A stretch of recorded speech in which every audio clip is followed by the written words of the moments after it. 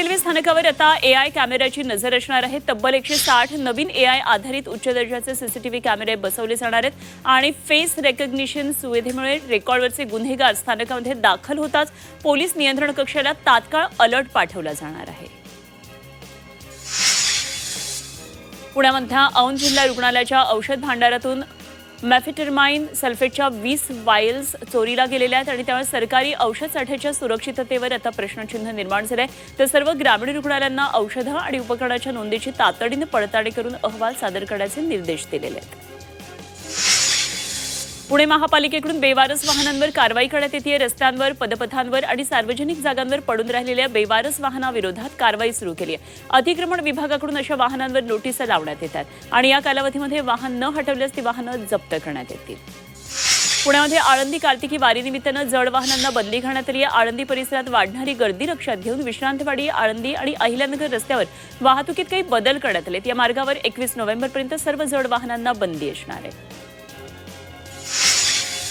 पुण्यामधल्या भोरच्या 2 विद्यार्थिनी अमेरिकेला आता रवाना झालेल्या आहेत। जिल्हा परिषदेच्या उपक्रमांतर्गत नासा संशोधन केंद्राला भेट देण्यासाठी भोरमधल्या या विद्यार्थिनी अमेरिकेला रवाना झाल्या। इयत्ता 7वीत शिकणाऱ्या या विद्यार्थिनींची निवड तब्बल 16,000 विद्यार्थ्यांमधून करण्यात आली आहे।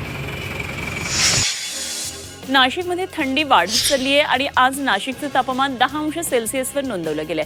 शहरात वाढलेल्या थंडीमुळे गोदावरीच्या डोहावरती धुक्याची चादर पसरली आहे। निफाडमध्ये नीचांकी तापमानाची नोंद झाली आणि याचा फटका द्राक्ष बागांना बसण्याची शक्यता आहे। उत्तर महाराष्ट्रात आता थंडीची लाट आली आहे। नाशिकचं निफाडमध्ये सर्वात कमी तापमानाची नोंद झाली आहे। निफाडमध्ये पारा 8 अंशांपर्यंत खाली आलाय। हुडहुडी वाढली आहे। नागरिक आता चहाच्या दुकानांवर गर्दीही करताना दिसतात।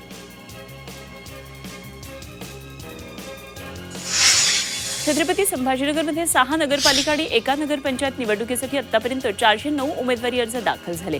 यामध्ये अध्यक्षपदासाठी 20 आणि सदस्यपदासाठी 389 उमेदवारी अर्ज दाखल झाले। आज उमेदवारी अर्ज भरण्याचा शेवटचा दिवस आहे। छत्रपती संभाजीनगर पुणे विमानसेवा तुर्तास वेटिंगवर आहे। संभाजीनगरमधून पुणे शहरासाठी विमानसेवा सुरू करण्याची मागणी अनेक वर्षांपासून होती, मात्र पुणे विमानतळावरील वाढत्या वाहतुकीमुळे तुर्तास ही मागणी पूर्ण होणं शक्य नसल्याचं स्पष्ट झालंय।